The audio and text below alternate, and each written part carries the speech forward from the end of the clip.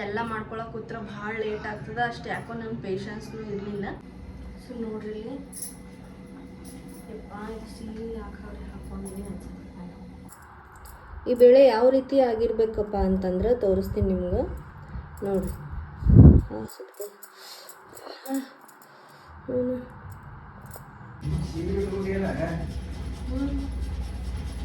ಹಬ್ಬ ಅದಲ್ಲ ಮತ್ತು ಸೀರೆ ಹಾಕೋಬೇಕಲ್ಲ.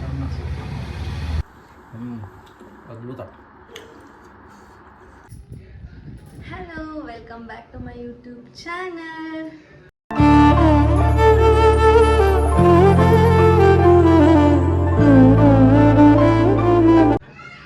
ಸೊ ಇವತ್ತು ದಸರಾ ಹಬ್ಬ. ಸೊ ದಸರಾ ಹಬ್ಬದ ಪ್ರಯುಕ್ತ ನಾವು ಮನ್ಯಾಗ ಹೋಳಿಗೆ ಮಾಡತ್ತೀವಿ. ನಿನ್ನೆ ಆಯುಧ ಪೂಜೆ ಆಗಿತ್ತು, ನಿನ್ನೇನು ಹೋಳಿಗೆ ಮಾಡಿರಲ್ಲ. ಸೊ ಅದಕ್ಕೆ ಇವತ್ತು ಘಟ್ಟ ಸರ್ಸೋ ದಿನ ಅಲ್ಲ, ಅದಕ್ಕೆ ಹೋಳಿಗೆ ಮಾಡಬೇಕು ಅಂಥೇಳಿ ಎಲ್ಲ ರೆಡಿ ಮಾಡೀನಿ. ಯಾಕಂದ್ರೆ ಫಸ್ಟಿಗೆ ವಿಡಿಯೋ ಚಾಲೂ ಮಾಡಿಕೊಂಡೇ ನಾನು ಇದೆಲ್ಲ ಮಾಡ್ಕೊಳಕ್ಕೆ ಕೂತ್ರೆ ಭಾಳ ಲೇಟ್ ಆಗ್ತದೆ. ಅಷ್ಟು ಯಾಕೋ ನನ್ನ ಪೇಷನ್ಸ್ನೂ ಇರಲಿಲ್ಲ.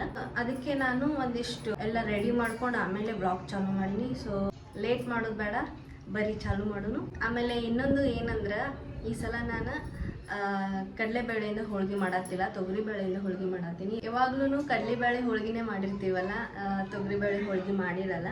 ಸೊ ಫಾರ್ ಚೇಂಜ್ ಅಂಥೇಳಿ ನಾ ತೊಗರಿಬೇಳೆ ಹೋಳಿಗೆ ಮಾಡತ್ತೀನಿ ಇವತ್ತು. ಸೊ ಹೆಂಗಿರ್ತದೆ ಟೇಸ್ಟ್ ಏನು ಅಂತೆಲ್ಲ ನಿಮಗೆ ಹೇಳ್ಕೊಡ್ತೀನಿ, ಮತ್ತು ಹೆಂಗೆ ಮಾಡೋದು ಅಂತಲೂ ನಿಮಗೆ ತಿಳಿಸ್ತಾ ಹೋಗ್ತೀನಿ. ಬರೀ ಚಾಲೂ ಮಾಡೋ ವಿಡಿಯೋ ನೋಡಿರಿ. ಆಲ್ರೆಡಿ ನಾ ಹಿಟ್ಟು ಎಲ್ಲ ಕಲಸಿಟ್ಟಿನಿ.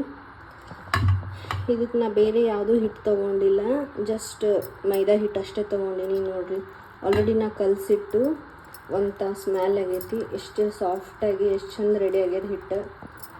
ಜಸ್ಟ್ ಮೈದಾ ಹಿಟ್ಟು, ಆಮೇಲೆ ಸ್ವಲ್ಪ ಉಪ್ಪು, ಆಮೇಲೆ ಸ್ವಲ್ಪ ಒಂದು ಚಿಟಿಕೆ ಅಷ್ಟು ಅರಿಶಿನ ಹಾಕೀನಿ ಅಷ್ಟೇ, ಬೇರೆ ಏನೂ ಹಾಕಿಲ್ಲ. ಬೇಕಿದ್ದರೆ ನೀವು ಗೋಧಿ ಹಿಟ್ಟು ಆಮೇಲೆ ಸ್ವಲ್ಪ ಚಿರೋಟಿ ರವೆ ಮಿಕ್ಸ್ ಮಾಡ್ಕೋಬೋದು. ನಾನು ಜಸ್ಟ್ ಈ ಸಲ ಜಸ್ಟ್ ಮೈದಾ ಹಿಟ್ಟಿಂದ ಮಾಡೀನಿ. ಆಮೇಲೆ ನಾನು ಇಲ್ಲಿ 400 ಗ್ರಾಮು ಬೆಲ್ಲ ತೊಗೊಂಡಿನಿ. ನೋಡೋಣ ಆಮೇಲೆ ಮಾಡೋ ಟೈಮಿಗೆ ಎಷ್ಟು ಹತ್ತದ ಅಂಥೇಳಿ ನಾನು ನೋಡಿಕೊಂಡು ಹಾಕ್ಕೊತೀನಿ. ನೋಡಿರಿ ಇಲ್ಲಿ ಬೇಳೆನೂ ಕುದ್ದೈತಿ. ಈ ಬೇಳೆಯಿಂದ ನೀರನ್ನ ತಕ್ಕೋಬೇಕು. ಈ ಬೇಳೆ ಯಾವ ರೀತಿ ಆಗಿರ್ಬೇಕಪ್ಪ ಅಂತಂದ್ರೆ ತೋರಿಸ್ತೀನಿ ನಿಮ್ಗೆ. ನೋಡಿರಿ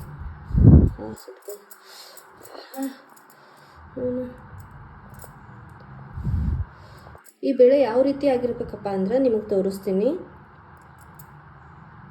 ಈ ರೀತಿ ಒಂದು ಬೇಳೆ ಇರ್ತದಲ್ಲ, ಈ ಥರ ನಾವು ಮಾಡಿದ್ರೆ ಈ ಥರ ಸ್ಮ್ಯಾಶ್ ಆಗಬೇಕು. ಪೂರ್ತಿನೂ ಹಣ್ಣಾಗಿರಬಾರ್ದು, ಪೂರ್ತಿನೂ ಗಟ್ಟಿ ಇರಬಾರ್ದು, ಹಂಗೆ ರೆಡಿ ಆಗಿರ್ಬೇಕಿದು. ಈಗ ಈ ನೀರನ್ನ ಏನದ ನಾವು ಒಂದು ಬೇರೆ ಪಾತ್ರೆ ಒಳಗೆ ಹಾಕೋನು, ಸಪ್ರೇಟ್ ಮಾಡೋನು.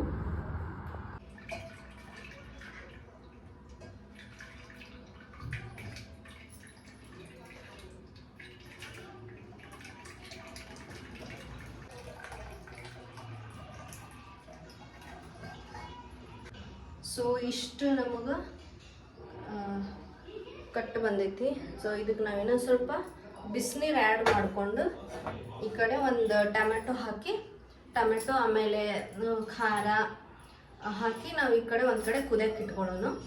ಸೊ ನಾ ಈಗ ಬಿಸಿನೀರು ಹಾಕಿ ಈಗ ಬೇಳೆ ಕುದಿಯಕ್ಕೆ ಇಟ್ಟೀನಿ. ಅದ್ರ ಜೊತೆ ಒಂದು ಜಾಸ್ತಿ ಹುಳಿ ಬೇಕನ್ನೋರು 2 ಟೊಮೆಟೊ ಹಾಕೋಬೋದು. ನಂಗೆ ಜಾಸ್ತಿ ಹುಳಿ ತಿನ್ನಲ್ಲ ನಾವು, ಅದಕ್ಕೆ 1 ಟೊಮೆಟೊ ಹಾಕೋತೀನಿ.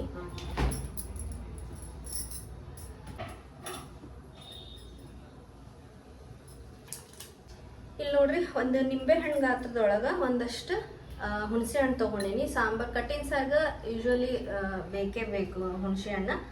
ಜಾಸ್ತಿ ಹುಳಿ ತಿನ್ನೋರು ಜಾಸ್ತಿ ತೊಗೋಬೋದು. ನಾವು ಸ್ವಲ್ಪ ತಿನ್ನೋದ್ರಿಂದ ನಾನು ಸ್ವಲ್ಪ ತೊಗೊಳತ್ತೀನಿ ಇಲ್ಲಿ. ಈಗ ಇದು ಸಾಂಬಾರು ಕುದಿಯೋಷ್ಟಿಗೆ, ಆ ಕಡೆ ಹೂರ್ಣ ರೆಡಿ ಆಗೋಷ್ಟಿಗೆ ಇದು ಸ್ವಲ್ಪ ನೆನೀತದ. ಸೊ ಇದನ್ನ ನೆನಕೋನು. ಇಲ್ಲಿ ಸಾಂಬಾರು ಸಲುವಾಗಿ ತೊಗರಿಬೇಳೆದು ಕಟ್ಟು ತೆಗೆದು ಕುದಿಸಾತಿದ್ವಲ್ಲ ಟೊಮೆಟೊ ಹಾಕಿ, ಅದಕ್ಕೆ ನಾವು ಈಗ ಸ್ವಲ್ಪ ಕುದಿ ಬಂದದ. ಆ ಟೈಮ್ನಾಗ ಖಾರ ಹಾಕ್ತೀನಿ. ನಾ ಇಲ್ಲಿ 3 ಸ್ಪೂನ್ ಹಾಕಾಕತ್ತೀನಿ ಖಾರ. ನಾವು ಸ್ವಲ್ಪ ಖಾರ ಜಾಸ್ತಿ ತಿಂತೀವಿ, ಹಿಂಗಾಗಿ ಸ್ವಲ್ಪ ನಾನು ಜಾಸ್ತಿನೇ ಹಾಕ್ಕೊಂಡಿನಿ. ಸ್ವಲ್ಪ ಅರಿಶಿನ ಹಾಕೋತೀನಿ.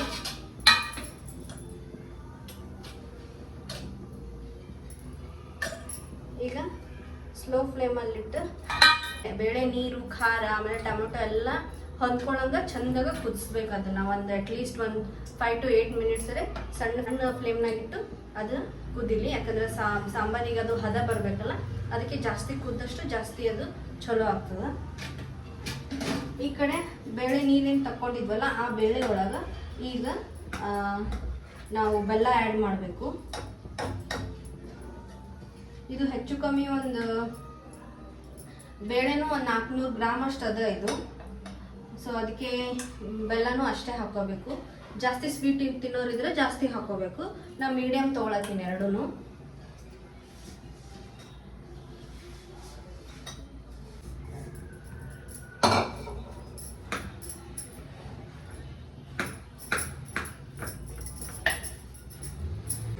ಹೋಳಿಗೆ ಮಾಡಬೇಕಾದಾಗ ಮೇನ್ ಇಂಗ್ರೀಡಿಯೆಂಟ್ ಏನಪ್ಪ ಅಂತಂದ್ರೆ ಒಂಥರ ಶೋ ಸ್ಟಾಪರ್ ಅಂತ ಹೇಳ್ಬೋದು. ಇದರಿಂದ ಟೇಸ್ಟ್ ಭಾಳ ಚಂದ ಬರ್ತದ. ಜಾಸ್ತಿ ಜನ ಹಾಕಲ್ಲ ಇದು.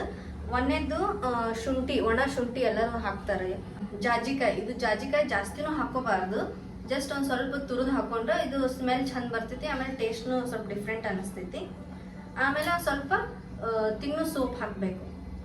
ಯಾವ ಟೈಮ್ನಾಗ ಅಂದ್ರೆ ಬೇಳೆ ಮತ್ತು ಬೆಲ್ಲ ಏನು ಕುದಿಸಾಗತ್ತೀವಲ್ಲ ಅದೇ ಟೈಮ್ನಾಗ ಸ್ವಲ್ಪ ಸೋಪ್, ಆಮೇಲೆ ಶುಂಠಿ, ಶುಂಠಿ ಆಮೇಲೆ ಸ್ವಲ್ಪ ಜಾಜಿಕಾಯಿ ತುರಿದು ಹಾಕೋಬೇಕು. ಸೋಪ ಶುಂಠಿ ಹಾಗೆ ಹಾಕೋಬಾರ್ದು, ಡೈರೆಕ್ಟ್ ಸ್ವಲ್ಪ ಕುಟ್ಟಿನೇ ಹಾಕೋಬೇಕು. ನೋಡ್ರಿ ನಾ ಇಷ್ಟು ತಗೊಂಡಿನಿ, ಸಾಕು ಇಷ್ಟು ಸೋಪ.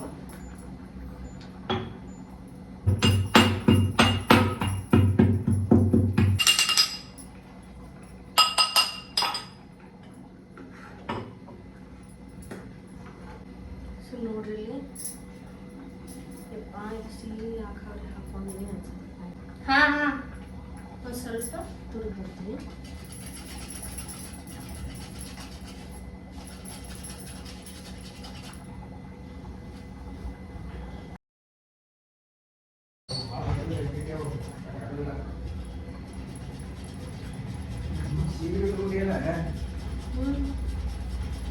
ಹಬ್ಬ ಅದಲ್ಲ ಮತ್ತೆ ಸೀರೆ ಹಾಕೋಬೇಕಲ್ಲ. ಸೀರೆ ಹಾಕೊಂಡೇನಿ ಕೆಲಸ ಮಾಡಕ್ಕೆ ಬಂದಿದೆ. ಚಂದ ಅನ್ಸುತ್ತೆ. ಅದನ್ನ ಹ್ಯಾಂಡಲ್ ಮಾಡ್ಬೇಕಂತ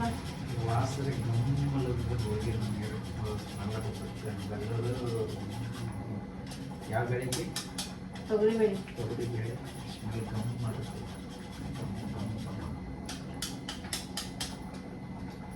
ಸ್ವಲ್ಪ ಹಾರ್ಡ್ ಅದ, ಹಿಂಗಾಗಿ ಬರತ್ತಿಲ್ಲ ಅದು ಹಾಕೀನಿ. ಸೊ ಇನ್ನೊಂದು ಮೇನ್ ಏನಪ್ಪ ಅಂದ್ರೆ ಏಲಕ್ಕಿ ಹಾಕೋದ್ರಿಂದ ನಿಮ್ಗೆ ಗೊತ್ತೇ ಅದ, ಟೇಸ್ಟ್ ಬಂದೇ ಬರ್ತದೆ, ಸ್ಮೆಲ್ಲು ಚೆನ್ನಾಗಿ ಬರ್ತದೆ.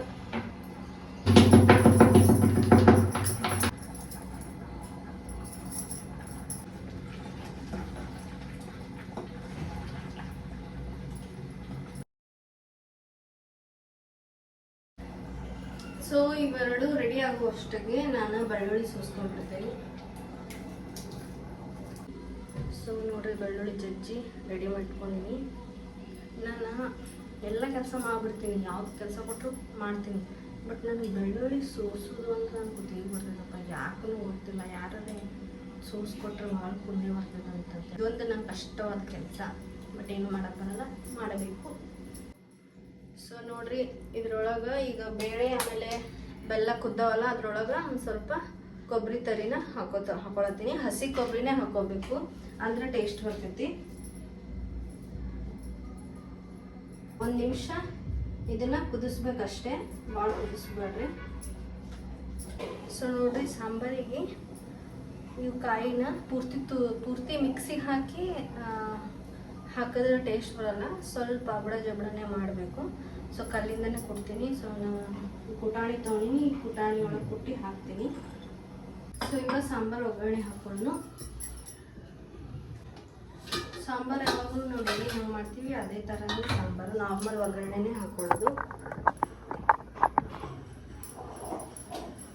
ಕಟ್ಟಿನ ಸಾರ ಸ್ವಲ್ಪ ತುಪ್ಪ ಹಾಕಿ ಒಗ್ಗರಣೆ ಹಾಕಿದ್ರೆ ಚಲೋ ಆಗ್ತೈತಿ. ಒಬ್ಬರು ತುಪ್ಪ ಇಷ್ಟಪಡಲ್ಲ.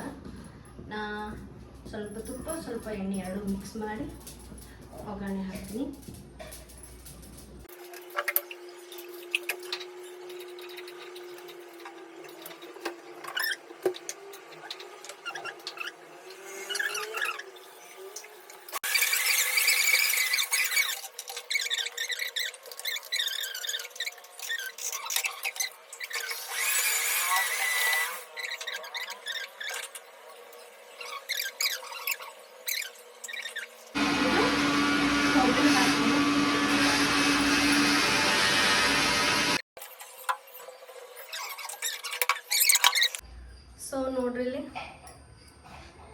ಈ ರೀತಿ ಆಗಿರಬೇಕು ಹೂರ್ಣ ಅಂದರೆ.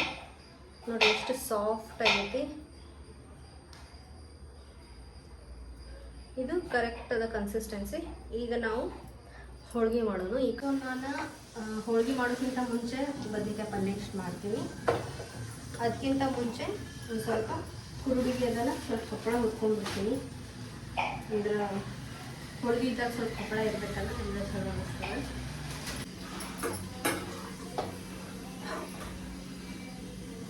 ನೋಡಿರಿ ಇಷ್ಟು ಹೊರ್ತೀನಿ ಸಾಕು, ಭಾಳ ಬೇಡ. ಈಗ ಬದ್ನಿಕಾಯಿ ಪಲ್ಯ ಮಾಡೋಣ. ಸೊ ಬದನೆಕಾಯಿ ಎಲ್ಲ ಮನ್ಯಾಗ ಹೆಂಗೆ ಮಾಡ್ತೀವಿ ಹಾಗೆ ಮಾಡತ್ತೀವಿ. ಸೈಡಿಗೆ ನೆಂಚ್ಕೊಳಕ್ಕೆ ಹೋಳಿಗೆ ಜೊತೆ ಸೈಡಿಗೆ ನೆಂಚ್ಕೊಳಕ್ಕೆ ಇರ್ತೈತಲ್ಲ, ನೀರು ಹಾಕಲ್ಲ ಅಷ್ಟೇ. ಅದು ಬಿಟ್ಟರೆ ಏನು ಸ್ಪೆಷಲ್ ಇಲ್ಲ. ನಾರ್ಮಲ್ ಎಲ್ಲರ ಮನ್ಯಾಗ ಹೆಂಗೆ ಮಾಡ್ತಾರೆ ಹಾಗೆ ಮಾಡ್ತೀವಿ ನಾವು.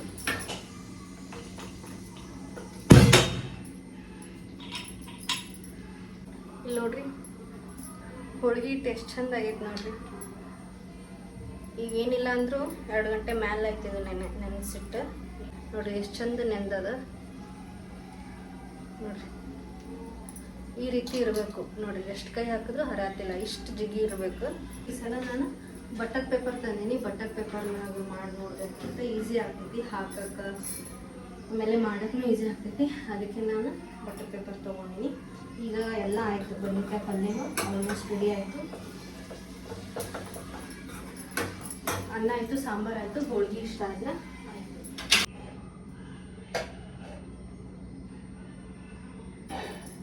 ಬರೀ ಹೋಳಿಗೆ ಹಿಂಗೆ ಹಾಕ್ತವನು.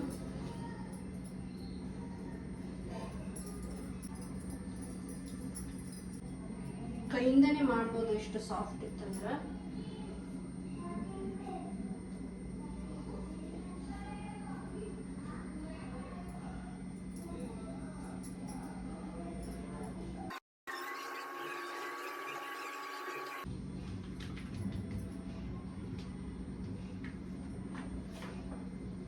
ಸೊ ನೋಡ್ರಿ ಈ ರೀತಿ ತಡ್ಕೊಂಡಿನಿ. ಈಗ ತವಿ ಒಳಗೆ ಹಾಕೋಣ.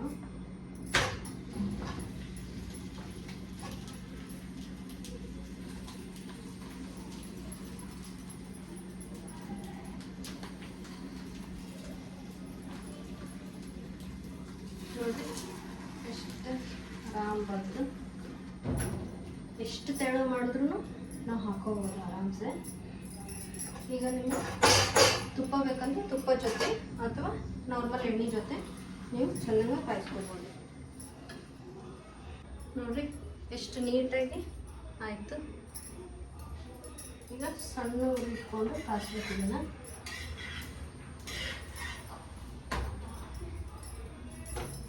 ನೋಡಿರಿ ಎಷ್ಟು ಚಂದ ಗೋಲ್ಡನ್ ಕಲರ್ ಬಂದೈತಿ. ಇಲ್ಲಿಂದನೂ ಮಾಡ್ಬೋದು ನಾವು. ನಾರ್ಮಲಿ ಎಲ್ಲರೂ ಲಟ್ಟಣಿಕೆಯಿಂದನೇ ಮಾಡ್ತೀವಲ್ಲ. ಸೊ ಇದು ಈಸಿ ಅನಿಸಿದ್ರೆ ಇದು ಮಾಡೋದು, ಅಥವಾ ಕೈ ಈಸಿ ಅನಿಸಿದ್ರೆ ಕೈ ಇದು ಮಾಡೋದು.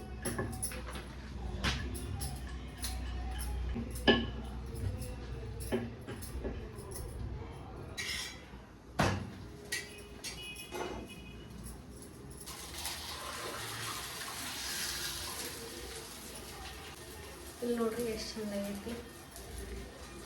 ಪೂರ್ತಿ ದಪ್ಪನೂ ಇಲ್ಲ ತೆಳ್ಳನೂ ಇಲ್ಲ, ಆರಾಮ ಈ ರೀತಿ ಮಾಡ್ಕೊಬೋದು. ಸೊ ಉಳಿದಿದ್ದೆಲ್ಲ ಮಾಡಿಬಿಡ್ತೀನಿ. ಆಲ್ರೆಡಿ ಲೇಟ್ ಆಗಿದೆ, ನಮ್ಮ ಮನೆಯವ್ರಿಗೆ ಭಾಳ ಹಶು ಆಯಿತು ಅಂತ. ಸೊ ಮಾಡಿಬಿಟ್ಟು ಆಮೇಲೆ ಸಿಗ್ತೀನಿ. ಬಾಯ್. ತುಪ್ಪ ಹಾಕೋರಿ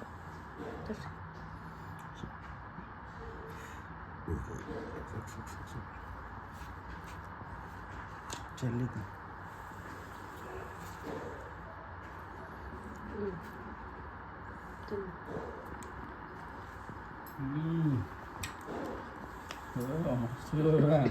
ತೊಗರಿ ಬೆಳೆದದು.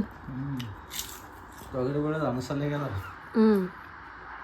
ಅಷ್ಟೇ ಫಸ್ಟ್ ಟೈಮ್ ಟೇಸ್ಟ್. ಕಡಲೆ ಬೇಳೆಕಿತ್ತು ತೊಗರಿ ಬೇಳೆ ಮಸ್ತ್ ಸೂಪರ್ ಚೆನ್ನಾಗ್ಯಾವ. ಅದ್ಭುತ.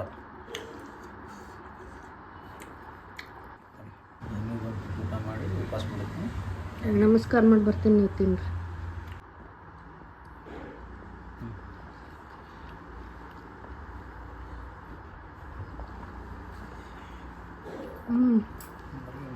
ಸಾರು ಮಸ್ತ್ ಆಗೈತೆ. ಲಾಸ್ಟ್ ಟೈಮ್ ತಿಂದೆ ಇದೇ ತಿಂದೆ ಕಾಣಿಸ್ತು. ಇದೇ ಟೇಸ್ಟ್ ಬಂದ ನನಗೆ. ಹೇಳಿ ತಿಮ್ಮಪುರಿ ಹತ್ರ ಒಂದು ಸಲ ತಿಂದು ಸೇಮ್ ಟೇಸ್ಟ್ ಅದು ಎಲ್ಲ ಸ್ವಲ್ಪ ಚೆನ್ನಾಗತ್ತವೆ. ಬ್ಲಾಗ್ ಎಂಡ್ ಮಾಡಿರಿ. ಹಾಂ, ದಸರಾ ಹಬ್ಬದ ಶುಭಾಶಯಗಳು. ನಿಮ್ಮ ಮನೆಗೆ ಸ್ವೀಟ್ ಎಲ್ಲ ಮಾಡ್ತಿರ್ತಾರೆ ಅಂತ ಅಂದ್ಕೊಂಡಿವಿ. ಸೊ ಎಲ್ಲರೂ ಊಟ ಮಾಡಿ ಖುಷಿಯಾಗಿರಿ. ವಿಡಿಯೋ ನೋಡಿದ್ದಕ್ಕೆ ಧನ್ಯವಾದಗಳು.